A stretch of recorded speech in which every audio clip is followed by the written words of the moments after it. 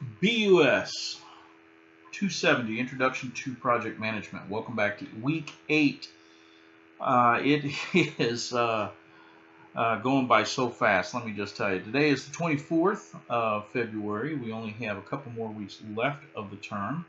This week you've got chapters 14 and 15. I want you to make sure you read those and make sure you read the PowerPoints as well before you take on the quiz. And actually, it's even better if you read those before you even take on the assignment in Connect, and jump in there and get both the Connect assignment and the quiz done before this Sunday, the 2nd of March. So just keep that in mind. This week in the discussion, what major information would you expect to find in a project review? A punch list, that's what I'm looking for. How should you go about preparing yourself for an international project? Now let's split these up. These are two so very different questions. It's two totally different topics when we're talking about project management. First, let's talk about the punch list, the project review. Any project that you do, and I'm used to calling this a punch list. I was a manufacturing engineer for many years before I got into education. I started off teaching electronics and PLCs. I worked my way up the ladder through administration and so forth in education, but I still love to teach. That's why I'm here. But anyway, as a project engineer, as a project manager back then, every project, no matter how big or how small, requires you to create a punch list. A punch list is simply something that you have a tablet of paper, you walk through the project, and you write down everything that you think needs to be redone, done differently, corrected, completed, whatever the case may be, something that you're not happy with that needs to go on the review, the project review, or the punch list. They can be as detailed as you can make them. They can be as vague as you can make them. The more detailed, the better off you're going to be. Now, sorry, I'm back. In engineering, obviously there's a million things that you have to look at with the facilities, the utilities, the equipment, on the production lines, and so there's a ton of things that you have to keep an eye on when you're going through the punch list. Trial runs, equipment runoff, equipment acceptance lists. But the punch list is important, from concrete to location of equipment to level of equipment. You have to sign off on all of that of any project. Every little detail you sign off on in the completion of a project. That's why you're the project manager. So detail is important. Then you get with your vendors, your contractors, and your team, and you just make sure that you go through those punch list, and you get every one of those little details done. Now, a good place, I find it fascinating when I watch these shows every once in a while. You watch these guys that rebuild cars on the Discovery Channel or whatever channel you watch. You'll see them rebuilding old cars or building new cars or whatever, and they have a list, usually on a whiteboard somewhere, that they write up there all the things they've got to do yet. That's their punch list. That is their project review. And they scratch off the things they got to do as they get through them. And then they'll go back and reevaluate everything. Oh, I still got to redo this, or I got to redo this, or we have to redo this. And that is their way of doing a project review.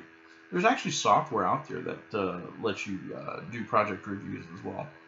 But anyway, let's kick that around in the discussion forum. Now, how do you prepare yourself for an international project? That's even more fun. You talk about culture. You definitely have to make sure that there's some cultural issues that you may need to address. I say that from experience only because I did a project with a school called NIIT. Not ITT, but NIIT. NIIT is India's largest school system, post-secondary school system, so college in India. Their school system is slightly different than the way ours are typically. They still have a university, but NIIT is like a professional trades school. Not necessarily a trade school, but more like a career college. than it is a liberal arts college or something like that. But anyway, um, they have over 200,000 students in their system. That is a lot of students in the system. But anyway, working with schools, projects, working with any project in foreign land, you have to keep in mind, you have to look for cultural diversity, and you have to cater to cultural diversity. In this case, when you schedule meetings, the huge population of India is Hindu or Muslim, and you have to respect their time of prayers, which in some cases in the middle of the day you have to be careful when you schedule meetings. I've had meetings where everybody got up and left, and it's like, oh, I guess the meeting's over.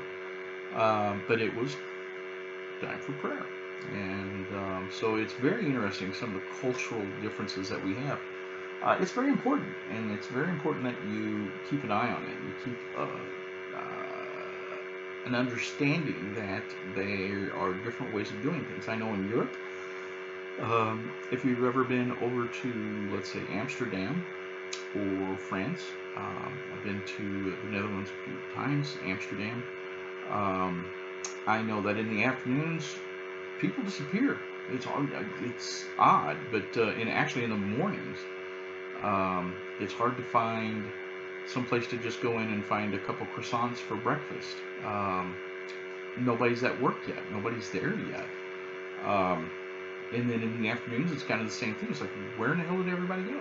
But then, they'll take a 2-hour, 3-hour lunch, and they won't come in until 9 or 10 o'clock in the morning.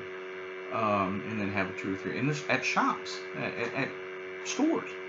And it's like, where in the hell is everybody at? Well, they're at lunch. Oh, okay. I guess they get an extended lunch. Well, they do. They take extended lunches, but then they'll come back and they'll work till 7 o'clock at night or so. And then go back home. So it's almost like a split shift. Kind of odd. But anyway, be prepared when you work and do projects in other countries that you may run into cultural differences. If you work down in Mexico, you may run into a siesta. That may be common practice. You never know. So it's kind of fun. It definitely is a learning experience. I hope all of you get a chance, if that's what you want to do, to work internationally, because you definitely learn a ton of different stuff when you do that. Anyway, so that's what you got this week. You've got your discussions to work on, and you've got chapters 14 and 15 to read. You've got your assignments to do. Don't forget the PowerPoints under the Week 8 module. Make sure you run through those before you hit the assignment and the quiz, and you will do wonderful. I know those quizzes and those assignments sometimes can get a little bit rough. The grades are a little bit rough, but I know, guys, if you keep working the way you do, and we've got some wonderfully good students in this class. It's awesome to work with you guys. As I have said repeatedly in your feedback, you're probably getting sick of me saying that, but anyway, there's a lot of cool stuff going on. Keep it up. You guys are going to do fine. I know it's not the easiest, but you guys are going to do well in the class, I promise. Okay, call me, text me, do whatever you need to do, and I'll be able to help you out. Thanks.